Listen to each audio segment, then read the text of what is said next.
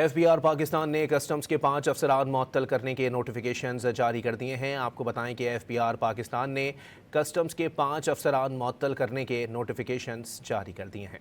FBR Pakistan ने customs के 5 अफसरान मुअत्तल करने के नोटिफिकेशंस जारी कर दिए हैं। आपको बताएं कि एफबीआर पाकिस्तान ने कस्टम्स के 5 अफसरान मुअत्तल करने के नोटिफिकेशंस जारी कर दिए हैं।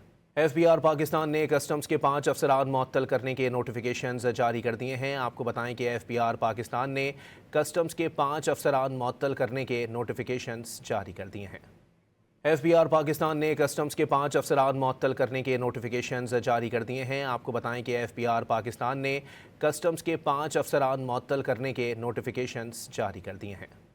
एफबीआर पाकिस्तान ने कस्टम्स के 5 अफसरान मुअत्तल करने के नोटिफिकेशंस जारी कर दिए हैं। आपको बताएं कि एफबीआर पाकिस्तान ने कस्टम्स के 5 अफसरान मुअत्तल करने के नोटिफिकेशंस जारी कर दिए हैं।